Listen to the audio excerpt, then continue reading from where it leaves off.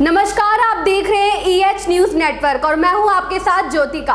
आइए रुक करते हैं खबर की ओर। कारगिल युद्ध में पाकिस्तान को पस्त करने में थल सेना के साथ ही वायुसेना ने भी अभूतपूर्व योगदान दिया था। वायुसेना के एक लड़ाकू विमान ने पाकिस्तान को इतनी गहरी चोट दे दी थी कि पाकिस्तान उसे चुड़ैल कहता था। अब आप इसी से अंदाजा लगा सकते हैं कि युद्ध के दौरान भारतीय वायुसेना के इस बहादुर से पाकिस्तान कितना घबराया हुआ होगा।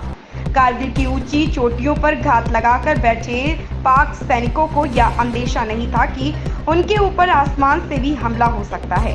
भारतीय वायुसेना के MiG-27 लड़ाकू विमानों ने आसमान से पाक सैनिकों पर आग बरसानी शुरू कर दी। वायुसेना के इस बहादुर ने पाक सेना के सप्लाई और पोस्ट पर इतनी सटीक और घातक बमबारी की जिससे उनके पांव उखड़ गए।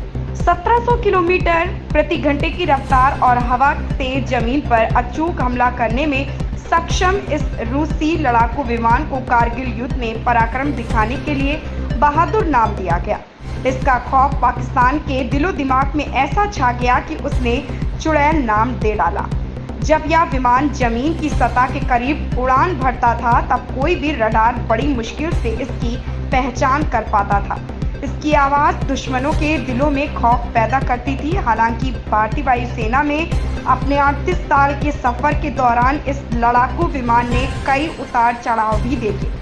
हवा से जमीन पर सटीक निशाना लगाने में था माहिर। MiG-27 अपने जमाने का सबसे बेहतरीन लड़ाकू विमान था। यह हवा से जमीन पर निशाना लगाने में इतना माहिर था कि दुश्मन को भनक लगने से पहले यह उसे नेस्तनाबूद कर देता था। या फाइटर जेट 1700 किलोमीटर प्रति घंटे की उड़ान भरने में सक्षम था।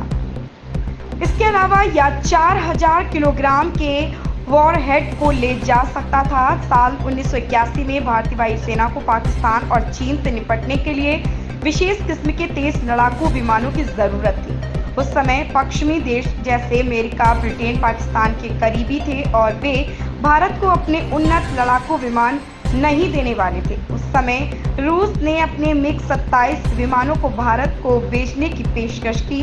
रूस ने यहाँ तक कहा कि वे इस विमान को बनाने का लाइसेंस भी भारत को देगा। इसके बाद 1985 में औपचारिक रूप से यह विमान भारतीय वायुसेना में शामिल हुआ। रूस से लाइसेंस मिलने के बाद हिंदुस्तान एरोनॉटिक्स लिमिटेड ने MiG-27 विमानों के 165 यूनिट का निर्माण किया। इसके अलावा HAL ने 86 विमानों को अपग्रेड भी किया। भारतीय वायुसेना ने साल 2019 में वायुसेना स्टेशन जोधपुर में आयोजित एक समारोह के बाद MiG-27 विमानों को हटा दिया। इस समारोह की अध्यक्षता दक्षिण पश्चिमी एयर कमांड के air officer commanding in chief air marshal SK Ghotia ने की। एयर मार्शल घोटिया ने कहा कि विमान हमेशा फ्रंट लाइन पर रहा और 1999 के कारगिल युद्ध में इसने अहम भूमिका निभाई थी। यह विमान पिछले 4 दशकों से भारतीय वायुसेना के जमीनी हमले के बेड़े की रीढ़ था। ऐसी खबर से जुड़े रहने के लिए देखते रहिए EH न्यूज नेटवर्क।